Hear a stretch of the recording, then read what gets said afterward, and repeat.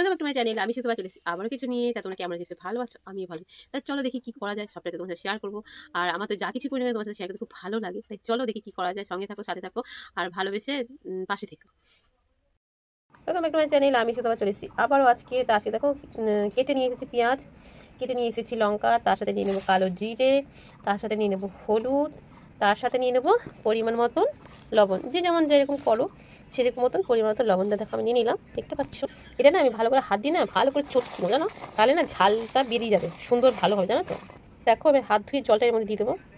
দেখো হাত ধুয়ে জলটার মধ্যে যেখানে নুনটা ছিল তো তার জন্য। এবার তোমরা যেরকম দাও, কেউ চালের গুঁড়ো দিতে পারে, কেউ ময়দা দেয়, কেউ বেসন দেয়। তা আমি আজকে ময়দা দিয়ে করবো জিনিসটা, যেহেতু গরম গরম করবো তো তার জন্য ময়দা দিয়ে করবো।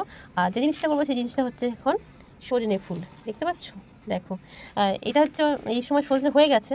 এবার জানি না আমি এটা সজনে নাজনে ফুল আমি জানি না, তাই এই জিনিসটা ভালো করে মেখে নেবো। এদিকে প্যান বসিয়ে দিচ্ছি, তেলটা গরম হতে হতে আমার ব্যাটারটা মাখা হয়ে যাবে ফুলটা, তাই তেলটা গরম হতে থাক। সাদা তেল দিলে হতো, কিন্তু যে কোনো রান্নাতে না দেখবে সর্ষের তেলে ভালো হয়, তাই যেহেতু ওইটা ভাজবো তাই সর্ষের তেলে দিলাম, বুঝতে পারছো। যে কোনো জিনিস তো আমি হাত দিয়ে মাখতে বেশি পছন্দ করি, তোমরা জানো, যেহেতু মধ্যবিত্ত ঘরের বাঙালি বউ আমরা, তাই তাই হাত দিয়ে ভালো করে চটকি চটকি মেখে নেবো। এই দেখো দেখতে পাচ্ছ, এই যে ভালো করে চটকি চটকি, জলটা অল্প দিয়ে দিই, কেন বলতো খুব একটা জল হলে না ভালো হয় না, তাই জিনিসটা আঠো আঠো ভাব থাকলেই বেশি ভালো হয়, তাই আমি এটাকে আঠো আঠো করেই মেখে নেবো, বুঝতে পারলে। দেখো মাখা হয়ে গেছে, দেখতে পাচ্ছ।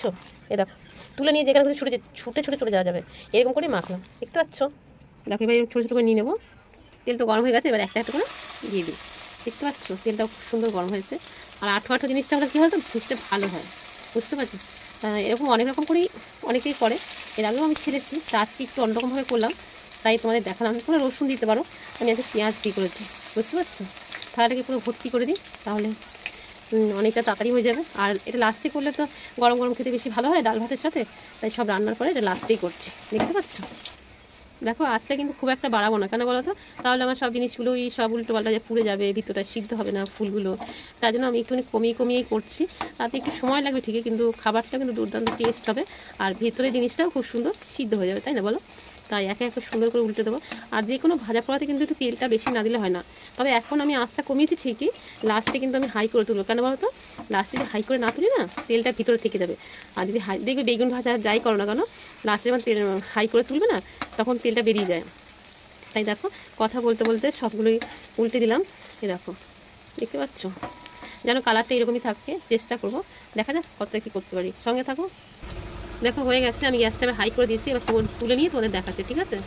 গ্যাসটা হাই করা, দেখো দেখো নামিয়ে নিয়েছি, কেমন হয়েছে দেখো, তোমাদের জন্য সাজিয়েও দিলাম।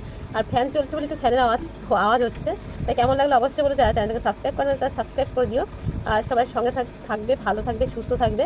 দেখা হবে নতুন কোনো ভিডিওর সঙ্গে। তাহলে আজকের মতন এখানে রাখি, টাটা।